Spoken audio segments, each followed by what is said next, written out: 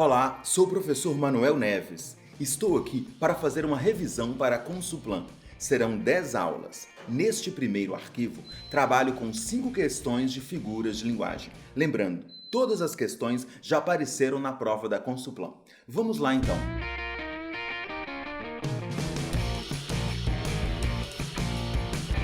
Antítese é uma figura de linguagem que consiste numa oposição de ideias ou de palavras. Assinale a alternativa que contém o exemplo dessa figura. Na antítese, os opostos se excluem. Bruto e branco. Não há uma oposição, tá? Entre bruto e branco. Não são branco preto, tá? Branco negro, bruto calmo. Estreita e funda. São palavras de campos semânticos bem diferentes. Não há ainda uma oposição. Estreito, largo, tá? Fundo, raso. Equilíbrio e murmúrio. Não há oposição. Suave e tímido. São inclusive palavras que estão dentro do mesmo campo de sentido. Idílico e trágico. Idílico é algo paradisíaco, algo bom, positivo. E trágico é terrível, é tétrico, é abominável, certamente ruim.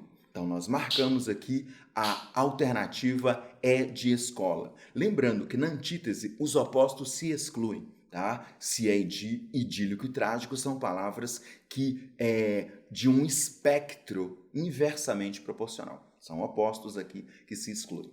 Para a questão 2, eu tenho o seguinte comando. Engole suas mentiras como pílulas salvadoras. No trecho em destaque, podem ser observados recursos literários na produção de efeito de sentido. São eles, respectivamente. Antes de ver as opções, veja, as palavras engole e mentiras pertencem a campos semânticos, a campos de sentido totalmente diferentes. Engolir e mentira não tem nenhuma conexão.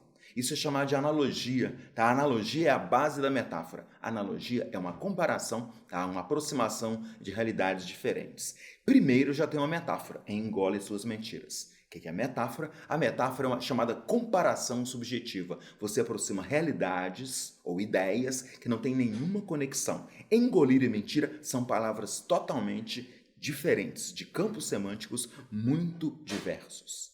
Engole suas mentiras como pílulas salvadoras. Aqui existe uma comparação. O termo da comparação, sem dúvida, é como, tá?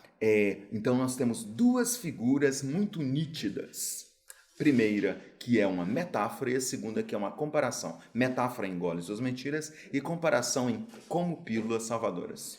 Vejamos. Metonímia não há, tá? Quando se opta por utilizar uma linguagem, utilizar uma palavra no lugar de outra. Metonímia é substituição, tá? Hipótese, digamos. Laço no lugar de menina, de moça. Hipótese. Cigarro no lugar de menino, de moço. Catacrese não há. Catacrese, quando na falta de uma palavra específica para designar o fato, usa-se um objeto impróprio. Metáfora, sem dúvida, quando se diz que houve uma transferência de um termo para um contexto de significação que não lhe é próprio. Sendo mais claro, mais simples, a metáfora é uma aproximação de realidades diferentes, tá? Engole e mentira. Engolir tem a ver com comida, tá? Com água, tem a ver com mentira, outra realidade. Metáfora, sim. E comparação, pois se trata da aproximação de elementos de universos diferentes associados por meio de conectivo. Sem dúvida. Engole e mentiras como pílulas salvadoras. Marcamos, então, a letra E de escola. Porque existe uma metáfora e uma comparação. Lembrando que metáfora é uma das principais figuras de linguagem. Existe um teórico chamado Otávio Paz, tá? Um dos melhores teóricos da literatura que já houve no planeta Terra, todos os tempos, que fala que todas as figuras, em alguma medida, são metáforas. A metáfora é a principal figura da literatura. Metáfora é a aproximação de realidades dissemelhantes, diferentes, sem uso de termo comparante. Letra E de escola. Para a questão 3, eu tenho: vi há um tempo um conhecido meu que se tornou muito rico. Sofreu horrorosamente na hora de comprar um quadro. Essa frase contém um exemplo de uma figura denominada. É o seguinte, duas ideias aqui. Se é rico, não vai sofrer na hora de comprar, tá? Mas pode ter dúvida. Ok, se ele ficou com dúvida, ele pode sim sofrer. Pode haver uma ironia, mas também sofrer muito é um exagero. A figura do exagero é chamada de hipérbole. Tá? Então, sem ver as alternativas, pode haver uma ironia, que ele não sofreu nada, ou então um exagero de expressão, ou ironia ou hipérbole. Catacrese, hipérbole, pleonasmo, metonímia e hipérbato. Sem dúvida existe um exagero de expressão. Tá? Sofreu horrorosamente, é um exemplo de hipérbole. Ah, mas não, hipérbato, tem que tão parecido. Hipérbato é quando você inverte a ordem da frase. Tá? Não tem nada a ver com hipérbole, não. Das minhas coisas cuido eu. Isso é um exemplo de hipérbato. Na ordem direta, sujeito, verbo, complemento seria eu cuido das minhas coisas. Quarta questão. Para o ignorante, a velhice é o inverno. Para o sábio, é a estação da colheita. As figuras de linguagem empregadas são, sem olhar as alternativas. Velhice e inverno foram aproximadas. As palavras velhice e inverno. Velhice e inverno nada tem a ver. Tá? Velhice tem a ver com idade, pessoa, tempo, etc. e tal. Inverno é uma estação.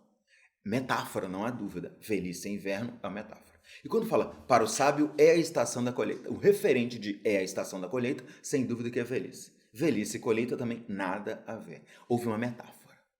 Ok? Ok. Primeira figura. Existe ainda uma oposição entre ignorante e sábio. Ignorante de um lado, sábio de outro. Inverno de um lado e estação da colheita. Inverno no sentido de não dá para colher, zero colheita. E estação da colheita, totalmente. Colheita, 100%. Obviamente existe metáfora, existem duas metáforas. A velhice e o inverno e a velhice e a estação da colheita. E existe ainda antítese em ignorante e sábio. E ainda em inverno, estação da colheita. Lembrando a diferença da antítese para o paradoxo. Na antítese, os opostos se excluem. Para o ignorante, uma coisa. Para o sábio, outra.